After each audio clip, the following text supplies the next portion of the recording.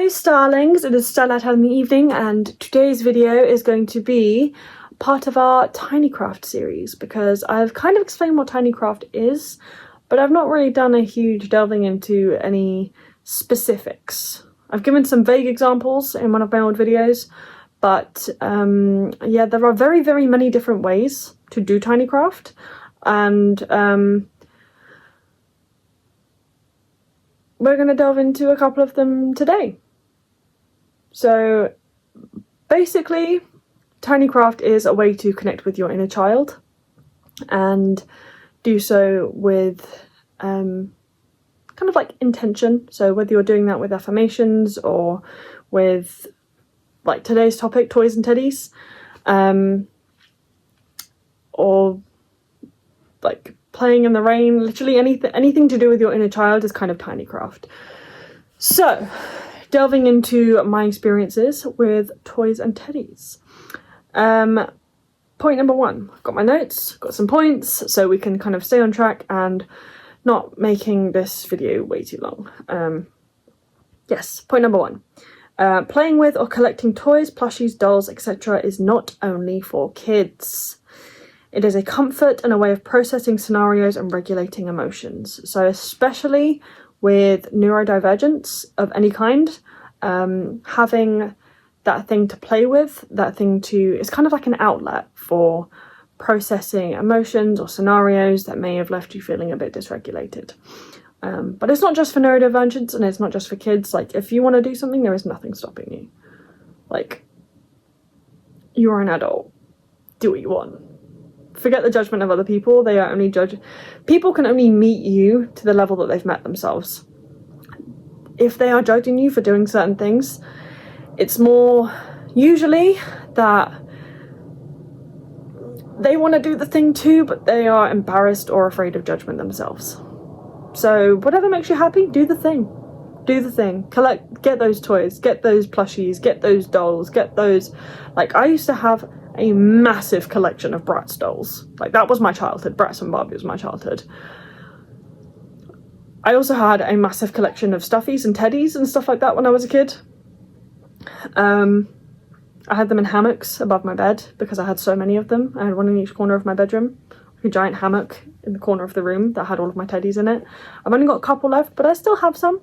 And I definitely want to get more because they make me happy and they're really good to cuddle.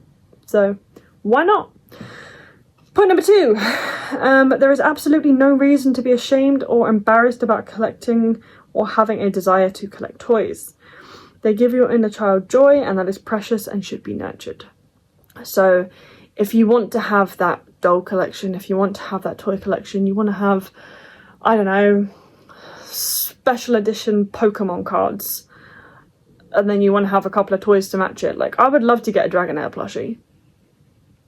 I'm playing Pokemon Go with my partner at the moment, and my buddy, my best friend, is a Dragonair, and I want one. The only thing that's stopping me is money and having a place to put it at the moment. But I would definitely get one, 100%. Because that would make my inner child happy. And that is something that, especially for, I feel like quite a few of us in this community, some of those things when we were actually children were denied. If you have the ability to get yourself those things as an adult, take it. There is no reason to be ashamed. Take it. Get the thing. That is not me giving you permission to spend a load of money you don't have. If you have the money, go and get the thing. Do not put yourself in debt or any kind of financial strain just to try and make yourself happy, because that's not the point. The point is to make your inner child happy and regulate yourself while also being a responsible adult, unfortunately. While I would love to spend all of my money on things that aren't going towards like rent and bills, we still have to adult in this society. Point number three, because that had nothing to do with point number three. You can use toys as representatives in spells. My go-to is teddies and comfort or calming spells to calm my anxiety when it's really bad. So if I were to kind of like, I would spell one of my teddies so that if I was to have a panic attack or feel like really anxious and my energy is really like all over the place and dysregulated, literally just holding onto that teddy and cuddling it and squeezing it would relieve my anxiety, because I've already had a like calm anxiety, like good riddance anxiety kind of spell on it. Using that as an anchor for calming energy is actually a really good idea. If you would like me to show you how to do that, I can do that, but please put it in the comments below if you would like to see that. Point number 4. They are good connecting points for fiction kin too. If you don't know what a kin type is, I believe I have an explanation on my channel somewhere. If not, then I will make that, because that would make more sense. But if you know what kin type is, it's basically just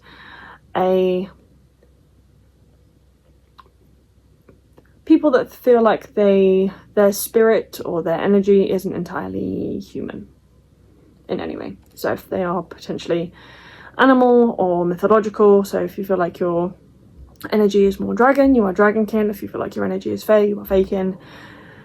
If you connect with a particular fictional character or fictional world, perhaps your energy is attuned to that world, you can be fictionkin.